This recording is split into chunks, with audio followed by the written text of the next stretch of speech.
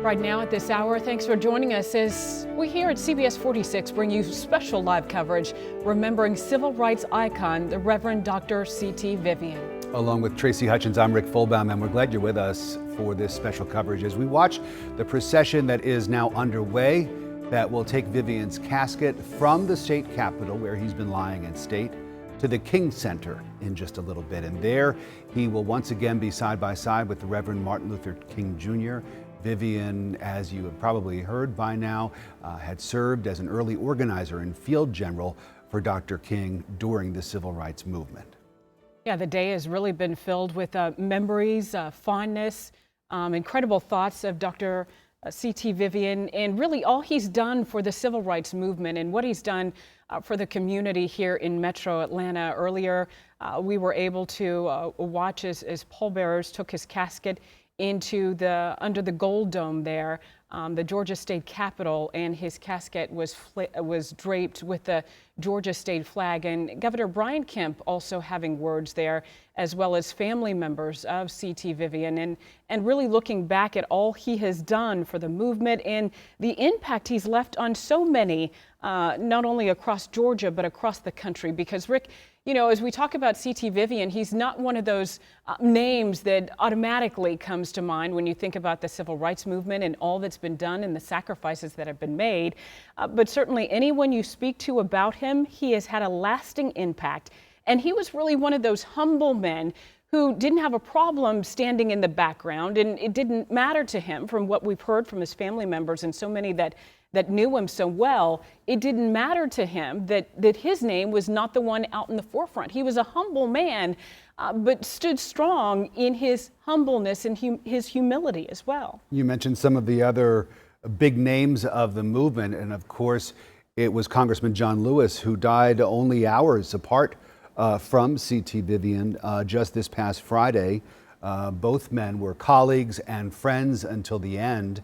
The coincidence there, remarkable, that they would die so close together as they did, as we see the gold dome there in the foreground and the procession behind it, as C.T. Vivian's casket is in a horse-drawn carriage.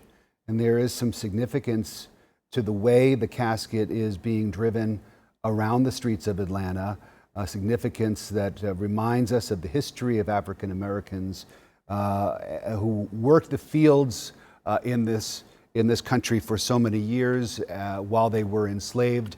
And so this is a very significant part of the funerals for African Americans now, to have these sort of working animals drawing the caskets, pulling the caskets through the streets. And we're going to talk about that a little bit later on with an historian, Dr. Barry Lee, who is joining us, a longtime faculty member at Morehouse College, someone who got a chance to meet Dr. Vivian and who has really studied this issue as well as just about anybody. So we'll talk with Dr. Lee in just a little bit. We also have reporters who are spread out among the procession route to give us some information about what's going on there on the ground. You can see the procession now having come to a bit of a stop here on its way. And we mentioned, Tracy, that the coffin will be led to the King Center, where it will pause once again in front of the tomb of Dr. Martin Luther King. And you can't really talk about the civil rights movement without talking about Dr. C.T. Vivian, who was so crucial in the early stages. And one of his biggest contributions, Tracy, I think, is the commitment that he made early on, that he recognized and remained dedicated to throughout his life, and that is the cause of nonviolence, as really, in his words, the only honorable way of dealing with social change. He said, because if we are wrong, nobody gets hurt but us, he said in an address to civil rights workers all those years ago. And he said, and if we're right, more people will participate in determining their own destinies than ever before. Yeah, really, we're talking about more than 6 decades of service to the country and the civil rights movement. And as we're looking live right now, the reason that horse-drawn carriage stopped there is they're under to Atlanta Fire Department fire trucks. You know how ladder trucks kind of come together in the middle. We can see an American flag, and that horse-drawn carriage stood there silently for just a moment to kind of take in that moment there. And we could see a number of people following behind that carriage.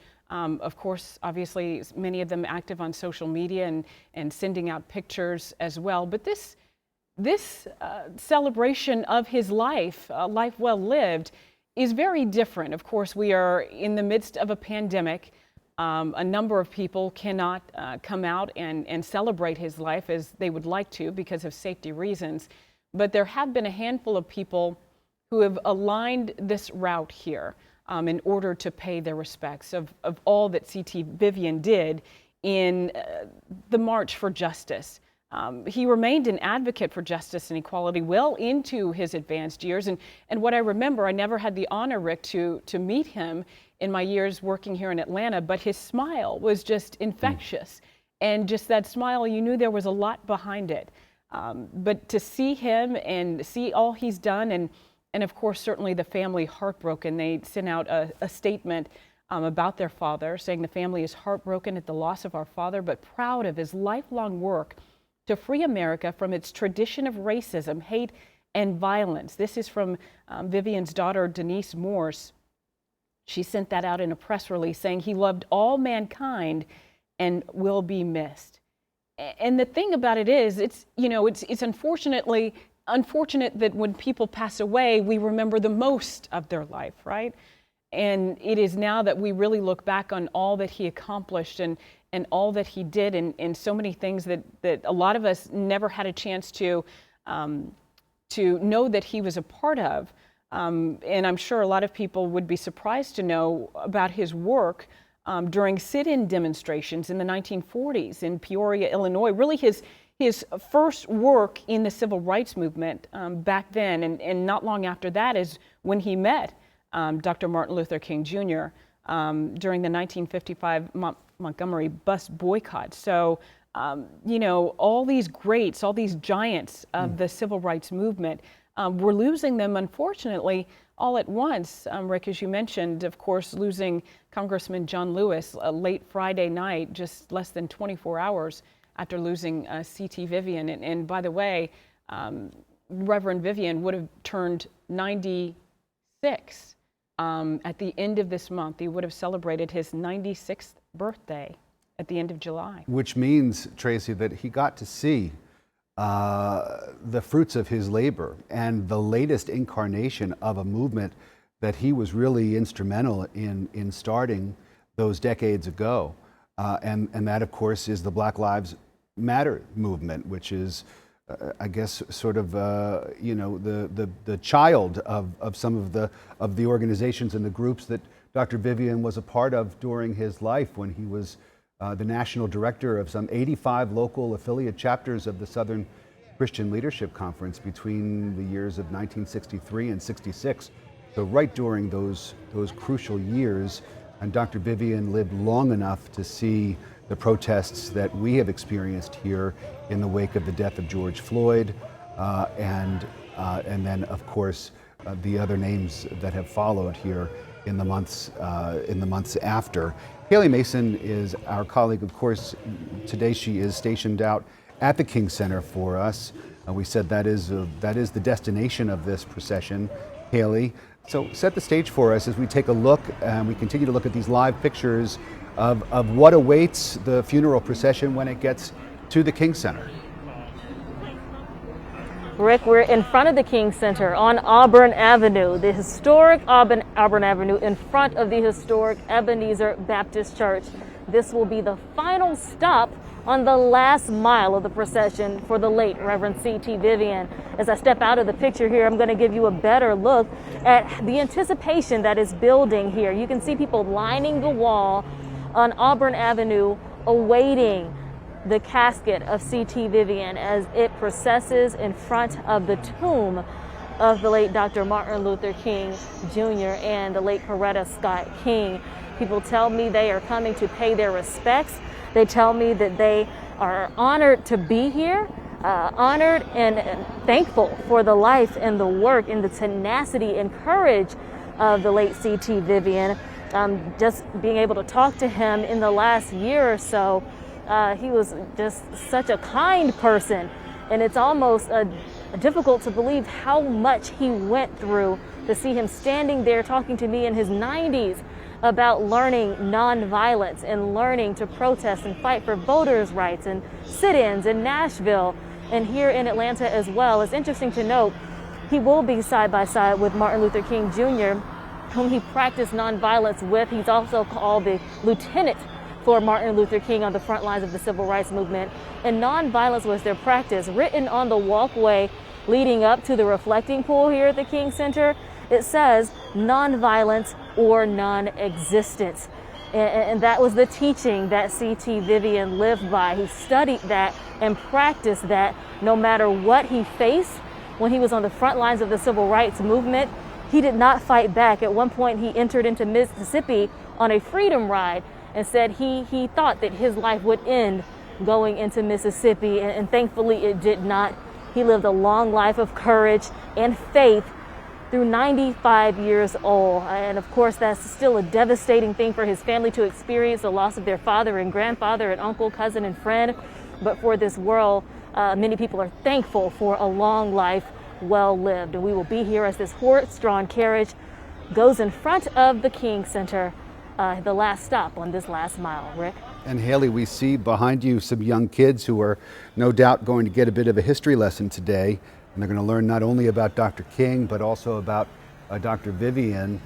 Talk to us about the scene there. Have people come? Are people aware? I mean, the Vivian family wanted everyone to know that this was a public event, but they also said that in respect and in memory of C.T. Vivian, they wanted everyone to practice social distancing. They wanted everyone to wear masks. As you look around you there at the King Center, what's it like there right now? It's quiet right now, and people have adhered to the family's wishes. Everyone I see behind me, and we can pan in and zoom in rather, you'll see everyone is wearing a mask. Everyone that's not a family unit is about as distant as they can be to be sitting alongside a brick wall, concrete wall there. Not just out of respect for the wishes of the family, but also just to stay safe. And so that's good to see, especially in the climate that we are in this pandemic. But at the same time, people wanted to make sure that they came out to pay their respects and be a part of history, really. As one person told me, that an icon is now a legend, and that an activist is now an ancestor. And people want to be a part of that and stay safe at the same time. And so, yes, Rick, we see family units, we see young children there, their parents, it looks like grandparents are here as well. And some people have driven up and said, hey, where can I see CT? Where is CT going to be? And they're looking for parking spaces right now. So we are anticipating more people will come up and stand to cheer him home, if you will, Rick. Thank you, Haley. And Tracy, I imagine that this is, for young people, a real opportunity for them to get up to speed on their history, on their American history, their civil rights history. I think that it's one thing for children in a classroom or in these days of online learning, sitting and looking at a computer screen and reading about people like Dr. Martin Luther King and some of the others, but to actually see two icons of the day who have been with us all of these years in C.T. Vivian and in John Lewis, to see them leaving this world both at the same time, almost simultaneously.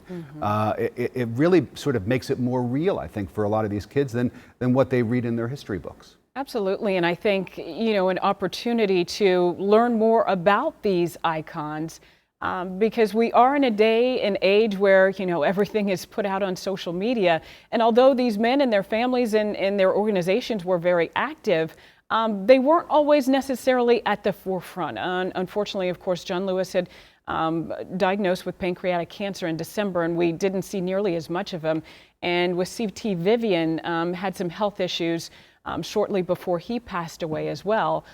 But, as I was mentioning, it's, and I have to look back at some of the family members I have in my life, and we really need to stop and take those opportunities to listen to them, tell stories. I can't even imagine the stories that Reverend C.T. Vivian could tell about his life and the demonstrations that he was part of, and unfortunately the violence that he encountered, trying to make sure that everyone had the right to vote and everyone was treated equally. But it's unfortunate that we learned so much more about their lives and their legacies now after they are gone. And we continue to watch this horse-drawn carriage move through the streets of Metro Atlanta, and a number of people have an opportunity to watch this, really his last freedom mile, they were saying, his last mile, as that horse-drawn carriage proceeds on to the Martin Luther King Jr. site there. And Rick, you know, this is an opportunity for us to celebrate his life too, as much as we will miss him and his speeches and all that he has to offer. It's an opportunity to, again, celebrate all that he had done. C.T. Vivian was a prolific reader and an amazing storyteller, and had a huge collection of art and books. And they'll actually be featured in the Peace Column Museum. That will be built in Vine City. So that is certainly a legacy that will be left behind for all those younger generations who maybe before this past week never heard C.T. Vivian's name and didn't know what he meant to the movement.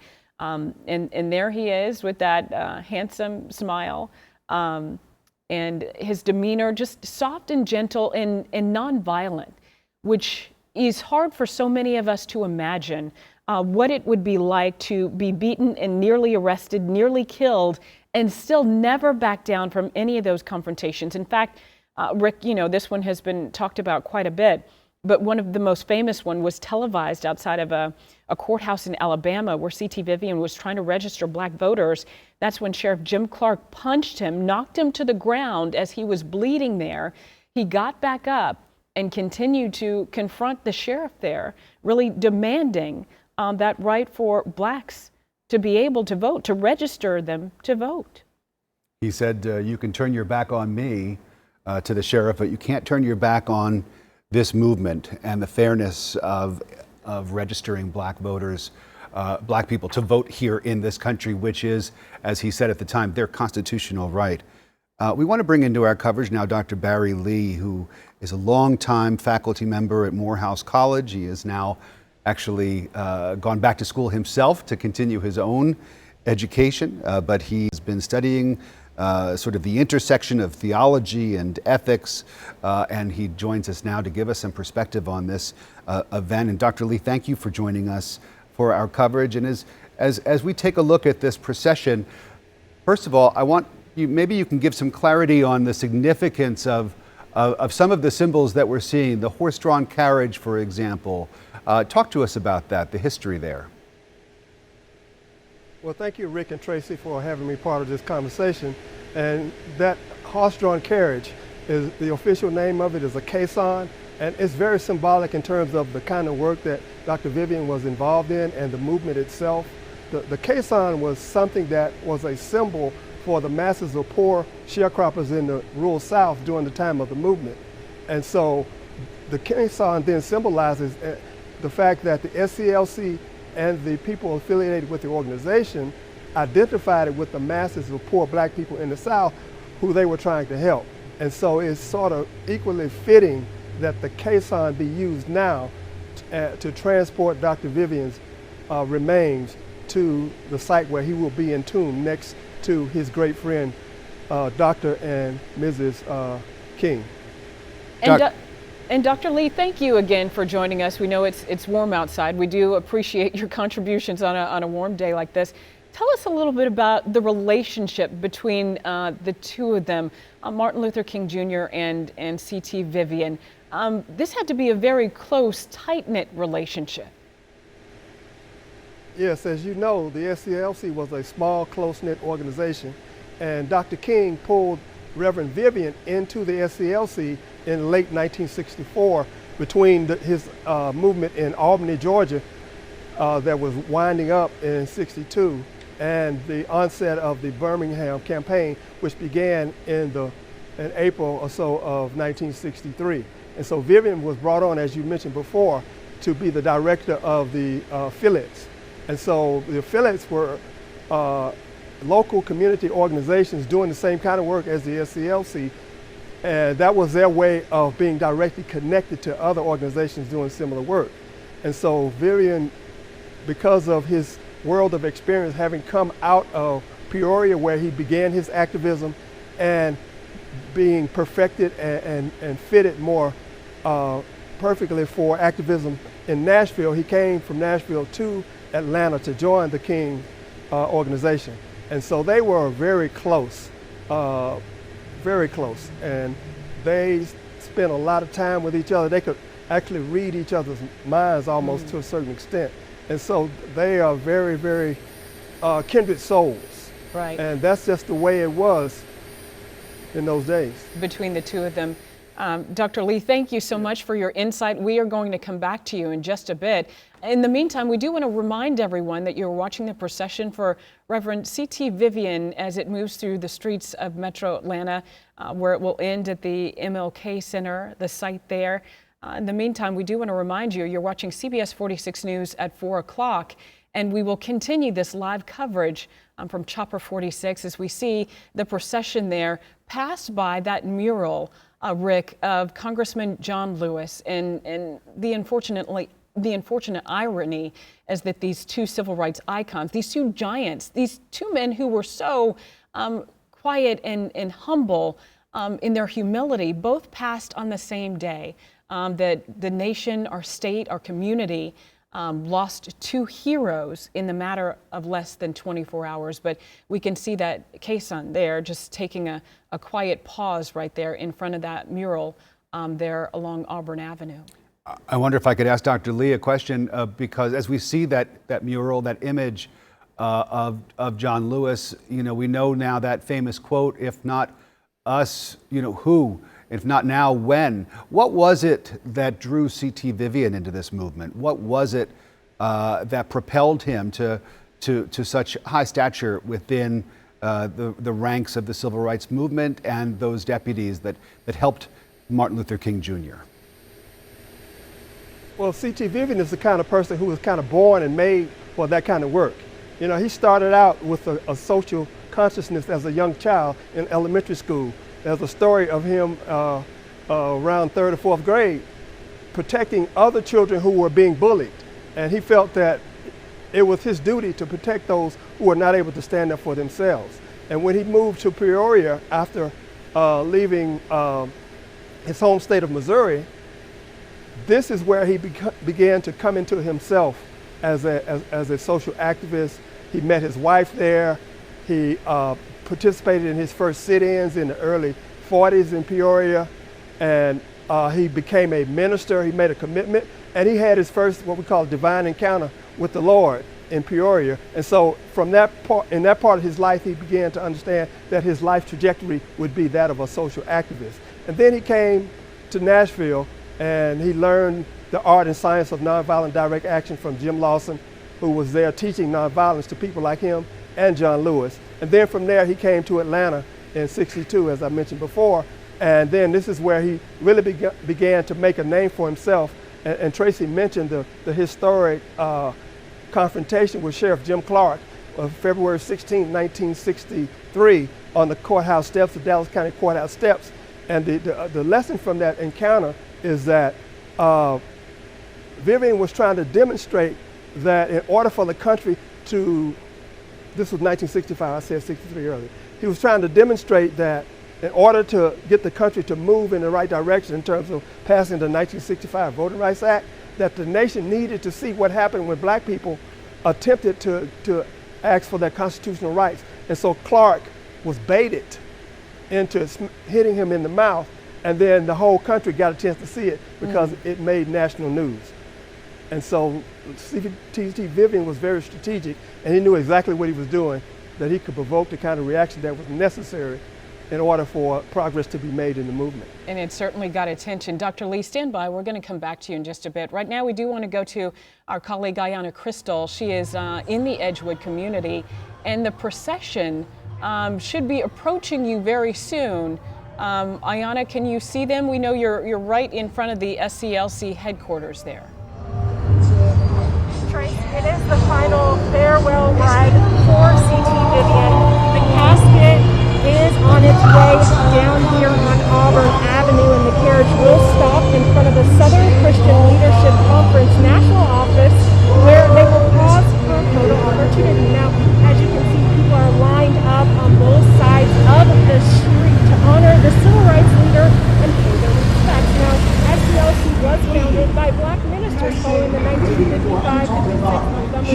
mind has In waited for. 1963, I'm Vivian talking served about all the as great national philosophers director and of thinkers dozens of affiliates for the have Center. waited for this moment.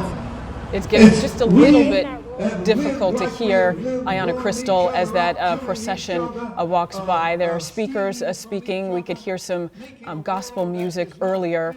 We do want to go back out to Haley Mason, who's been covering this procession since earlier this morning. And Haley, I wanted to ask you too, you know, we know you cover a number of stories there at the Capitol, and this had to be such a moving moment as C.T. Vivian there laid in state in the Capitol Rotunda there, and just the powerful, the significance of that moment, the significance of those visuals there. Tracy, it was certainly powerful, and it brought a number of different people together from both sides of the aisle, which does not always happen at the State House under the Gold Dome. But we know that C.T. Vivian's life was a transcendent one, and that he brought people together through not only his courage and his leadership, but his ministry. And that was honored today as we stood in the Capitol Rotunda and saw people all afternoon coming in to see him and to pay their respects and to pray over him. And I'll say that earlier I mentioned this does not happen often, that you get to lie in state inside the Capitol Rotunda. The last person to lie in state was actually State Senator Leroy Johnson. That was at the end of 2019. And it is worth noting that C.T. Vivian, all these decades later, lying in state at the Capitol, when his counterpart, his colleague in the struggle, Dr. Martin Luther King Jr., his body was not allowed to lie in state because of the racial climate at the time. And to see this level of response for C.T. Vivian years later, I think many would agree that that is a tremendous sign of progress in the midst of so much work that still has to be done. And people said that they came out to let him know that they know there is work to be done, that his work will not be in vain, and that they're the babies of the movement, if you will. The younger generation, the millennials, will continue that work. And I saw some of them there, and we see some of them here now. Parents are here with their children. Grandchildren are here with their grandparents. And there are a number of people who are now filing into the streets here on the historic Auburn Avenue to see this procession. We can see over the hill just past Jackson Street that the horses and the carriage off in the distance is a little bit hazy, but of course we definitely see the police motorcade that is ushering this procession on. And although the street behind me is not blocked off, cars are having to turn around because people are standing in the street just paying homage to the late Reverend C.T. Vivian and his family, and an experience that they won't soon forget, Tracy and Rick. Let's go back. We saw the sign there, SCLC, and we can see the sign for the Ebenezer Baptist Church. And Dr. Lee, I just wonder if we can maybe give people a little bit of information about the SCLC, the significance of that organization early on, and the role that Dr. Vivian played in it. Yes, well, the SCLC was an organization founded in January of 1957, largely from the initiative of Dr. King. And the purpose of founding the SCLC was to promote a social movement. And so after the Montgomery bus boycott, activists like Dr. King were searching for a way to take advantage of the momentum that had been created in Montgomery. And so one of the answers that he came up with was to create an organization that could facilitate a social change process with nonviolent direct action at the foundation of it. And so this is the genesis of it. And Reverend Vivian was in Nashville at the time that the SCLC was founded. But because of his work there in the Nashville movement, he was able to help the local activists in Nashville, particularly a colleague of Dr. King by the name of the Reverend Kelly Miller Smith, who with Vivian founded an affiliate, the first affiliate of the SCLC, called the NCLC. And this affiliate was one of the organizations that played a key role in facilitating student protests.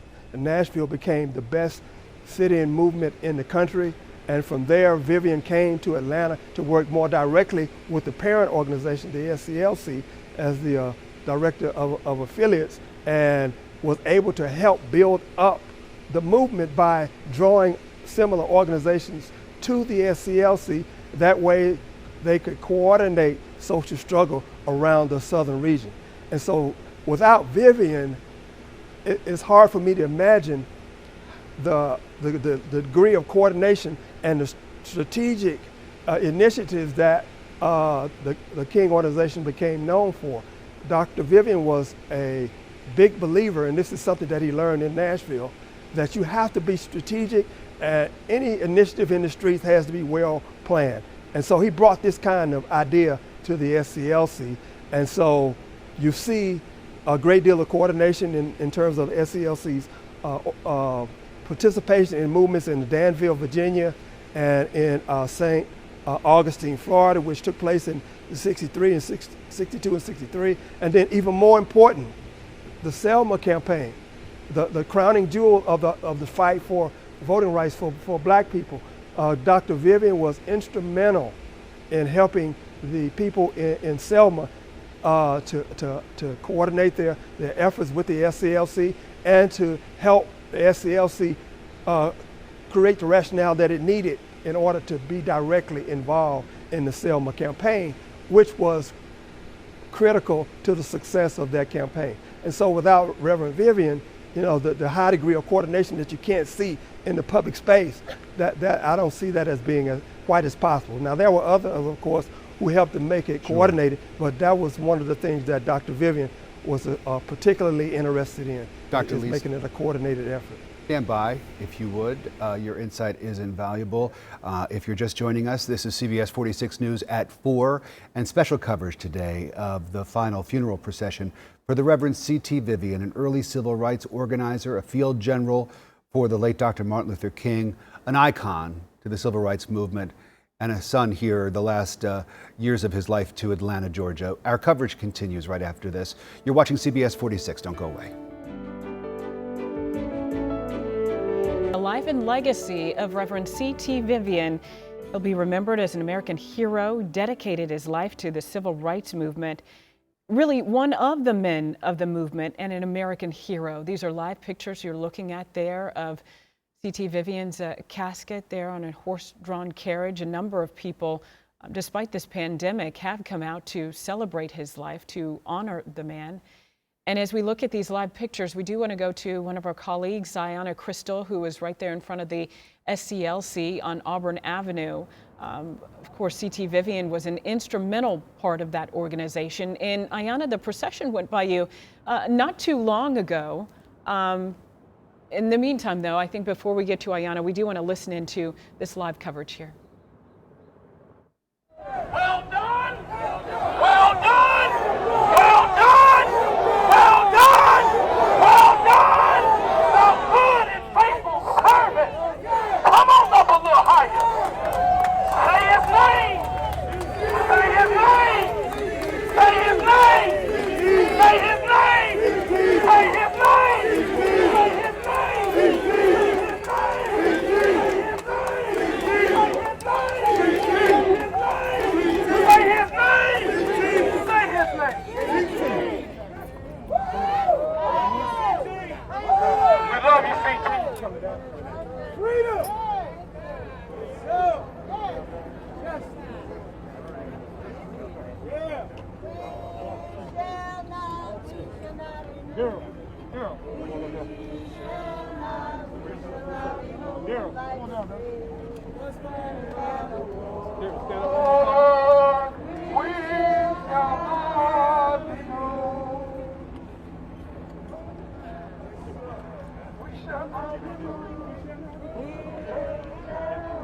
And we continue to watch as a number of people really stand by the casket there, take pictures. They know this is a monumental moment, the passing of C.T. Vivian. He passed away at the age of 95 last Friday morning. And you could hear many of those mourners out there saying, say his name, C.T., say his name, C.T., say his name, C.T. And of course, that was a battle cry we heard during the Black Lives Matter movement protests throughout the streets of Atlanta earlier this summer. Let's go back now to CBS 46's Ayanna Crystal. Again, she is there on Auburn Avenue in front of the SCLC. And Ayanna, the procession passed by you not that long ago. Unfortunately, we were not able to hear you. There was a lot going on at the time, but what was that like, seeing that procession roll by? Tracy, it was emotional yet very powerful as we saw the horse-drawn carriage bringing the casket of C.T. Vivian down here on Auburn Avenue and stopping right here in front of the SCLC building. Now, for those who don't know, the SCLC was founded by Black ministers following the 1955-56 Montgomery bus boycott. In 1963, Vivian served as the national director of dozens of affiliates for the Southern Christian Leadership Conference. In that role, he became a key ally for Martin Luther King Jr. and major organizer of the civil rights actions across the South. Now, the civil rights leader did help orchestrate protests, training, and community development efforts here in this office. And Vivian was just a giant of the civil rights movement and leading proponent of the nonviolent struggle against injustice. Now, the Reverend did receive the Presidential Medal of Freedom for his work in 2013. And in an interview recorded for that honor, which is very poignant, Vivian reiterated his call to action, saying that the work for racial and social justice was far from finished. And here we are in 2020, where Black people are still fighting for the same battles of social and racial injustices. Now, people have moved on down Auburn Avenue to go to the Martin Luther King Jr. site, where they will stop and honor C.T. Vivian. That's the latest on Auburn Avenue. Let's send it back to you guys in the studio. Ayanna, thank you. Right now, we do want to bring in Dr. Barry Lee. He's a civil rights historian, and also he knew C.T. Vivian as well, knew Reverend Vivian very well. Dr. Lee, tell us a little bit more about, if you could, what struck me is that C.T. Vivian had the ear of a number of presidents over the years. He consulted with Lyndon B. Johnson, Jimmy Carter, Ronald Reagan, Bill Clinton, and President Barack Obama. What was it about C.T. Vivian that the presidents knew they could listen to him and, I'm sure, get good counsel? Well, one of the things is that C.T. Vivian was a man who was not afraid to tell the truth. And sometimes people in powerful positions have people tell them the things that they want to hear, but people like Reverend Vivian would speak the truth, because that is the only thing that can help people understand what the real problems were. And as was mentioned before, I think Tracy mentioned this earlier, his personality. And so C.T. Vivian was a very personable person, and he was very approachable. And when I met him 3 or 4 years ago at a celebration for a friend's wedding, you could just sit down and just have a conversation to him, and there was no pretension of celebrity about him, and he didn't look at himself that way. And so those are the kinds of things that can draw people into Reverend Vivian's fold. And so those are the kinds of things that made him attracted to those presidents. And also just his sheer courage and the kinds of things that he did in his own public record as an activist. And so if you want to know any other inner details about what are the priorities of the people that Reverend Vivian was speaking for, you go to the source. And so Reverend Vivian was a source of knowledge about what kinds of things could inform public policy. And so you want to talk to those kind of people. And him being so accessible and such a truth teller, it made it easy for those presidents to approach him. To be a president that wanted to hear the truth, certainly. Dr. Lee, thank you so much. We're going to have you on standby as we continue to honor the life and legacy of Reverend Dr. C.T. Vivian. Right now, you're looking at live pictures of the casket as it made its way through Metro Atlanta. Its final stop there is